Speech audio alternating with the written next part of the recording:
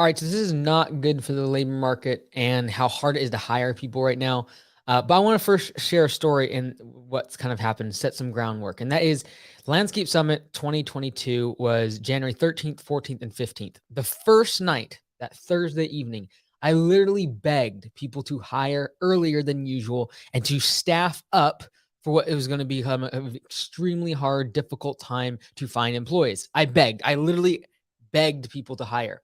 Augusta Lawn Care and our franchisees, the same thing. I said, like, look, you've got to hire now and you got to give start dates out in the future because it's not going to get any easier. And so I want to talk about today what just happened with the ADP employment reports proving what I said was correct. And so 2 weeks after Landscape Summit, so after about 2.5, 3 weeks after Landscape Summit, after I begged people to hire now and then give a start date out in the future, during those next 2 to 3 weeks, we had over 150 people that we gave job offers to at Augusta Lawn Care, over 150, because I just implored our franchisees and everyone at Landscape Summit to hire now because there was a window of time. I said there's a golden window of opportunity to get your hires, and it's going to close, and it's going to be harder than ever to find someone that wants to work outside. So let me show you what happened. So 2 weeks after that, 2 to 3 weeks after that, the January report came out.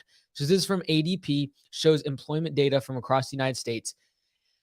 And so from December to January, the change in a number of private sector employment decreased by 301,000 jobs. Okay, so this is non-farm private sector. And this is the part that kills me. Most of those jobs were lost in small businesses. 1 to 49 employees was the key driver of where most of these jobs were lost. This is the crushing of small business that's happening in America. Watch what happens when I show you next month. It's crazy. Again, this is for January. So I said, look, you've got to take opportunity. This is a golden opportunity. I said 4 to 6 weeks. It proved to be about 3 to 4 weeks of this window of opportunity to hire people.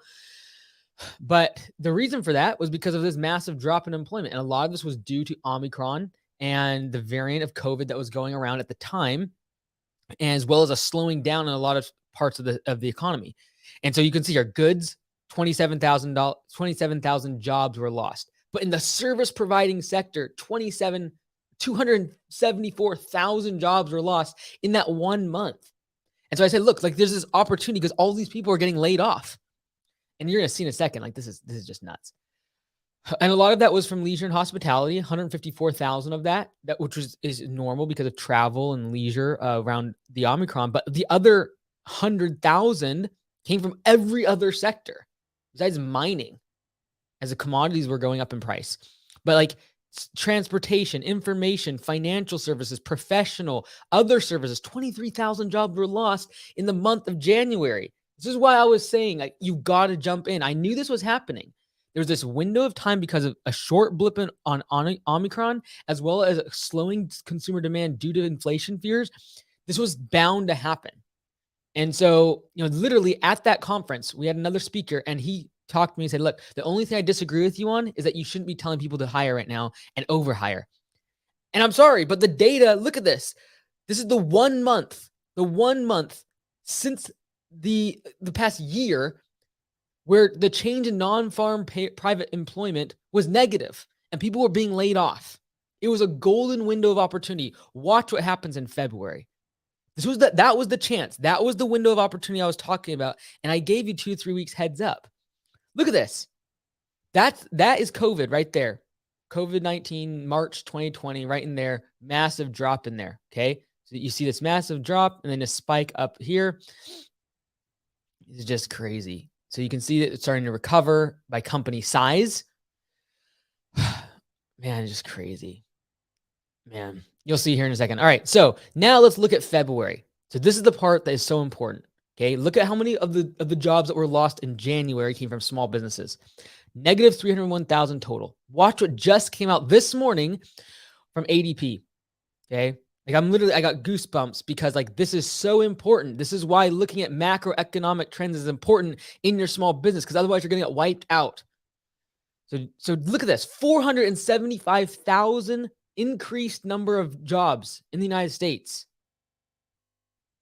We will not see a negative number for a very long time unless there is another variant. That's why there was that opportunity in January to to go get employees.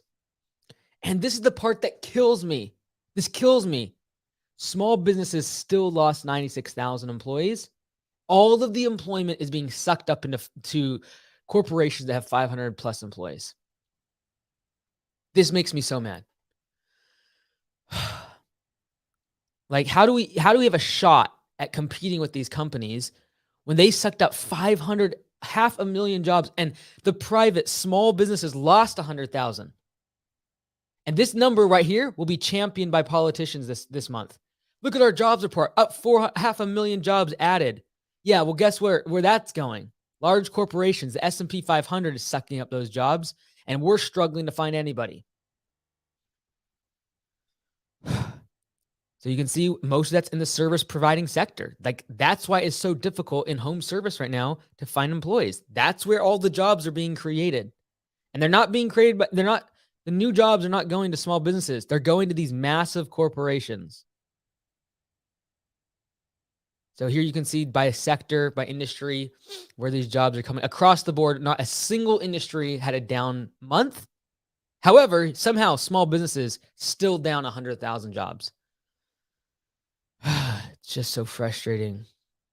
So you can see this is really good information. Like, it's just so important.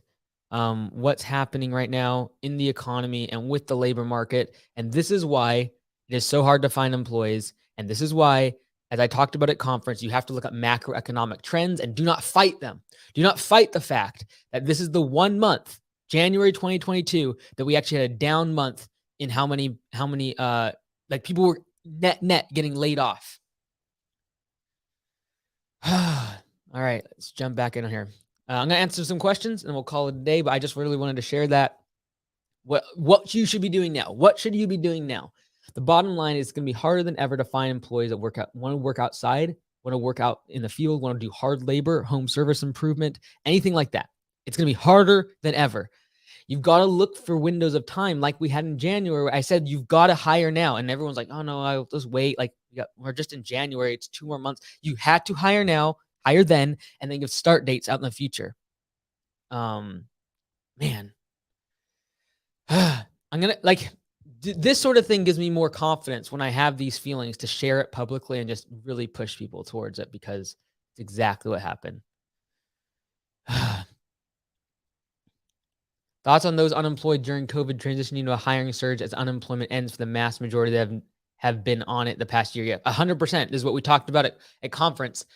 Lawn care, mowing, home improvement, handyman. That was easy, under the money, under the table cash that people could accept and still have their unemployment benefits.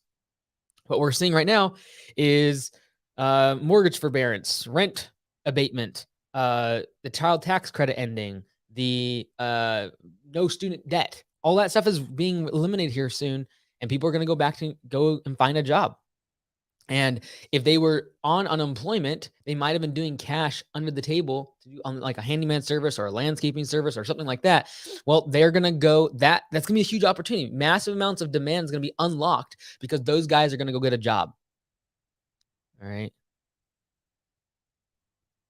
Currently full-time biotech financier, moving from part-time landscape business owner to full-time this year, and will heavily rely on loyal and consistent employees using your P4P model. Good luck, Tyler. Good stuff. Target starting wages will be $24 an hour. And we haven't raised our hourly base pay on P4P, but our effective hourly rate is well over $24 an hour, and we added health benefits this year. So yeah, you're gonna have to compete. What are you gonna have to do right now? You're gonna have to figure out a way to pay employees $20+ an hour at least if they're gonna be doing labor type positions, right? You're gonna have benefits. You're gonna have to have profit sharing, open book management. That's just part of it. It's going to be required because the alternative is that they can go work in a factory for a place like Amazon. Like, that's who's getting all these jobs. Those 500,000 jobs that were added, that's Amazon. That's fulfillment centers. That's these massive companies, and you're competing against that. A target starting wage is $24. That's just crazy. $24 an hour, and you're starting on Target. Like, the only perspective of you getting that employee over going to Target and bagging groceries is you offer an opportunity to get beyond $24 an hour and learn and grow and get skills beyond how to bag groceries. But you can teach people how to do finances, what a profit and loss statement looks like. It's so important. This is what we talk about in the P4P book. Yeah. So, okay, cool. Lots of good questions flowing in. And I appreciate all of you hopping on here. But I really just wanted to share that report. If you just hopped on, watch the thing again. But what happened in January is exactly what we anticipated to happen. I said it at conference. You've got to jump in. You've got to go and hire now. And that small window of opportunity has basically closed. It's going to be very difficult to find employees. And then if you're not using pay for performance, if you're not using some sort of performance-based pay system, you've got to do it. So please check out p4psoftware.com/training. Get the book.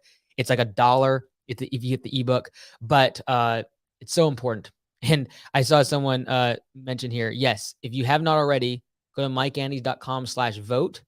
And you can win $2,000 by joining Mo Madness. Mo Madness is like March Madness, but for the landscaping industry and for YouTubers. So it's going to determine the YouTuber of the year. You can win $2,000 cash, or I'll fly out my media team and for an entire day, get a whole bunch of video, pictures, drone footage, a whole bunch of stuff for you, for your website, for your social media. So go to mikeandys.com/vote and vote for the landscape YouTuber of the year. I had to share that with you all today. It's not going to be an easy spring. I cannot lie and say otherwise, but I hope that was helpful.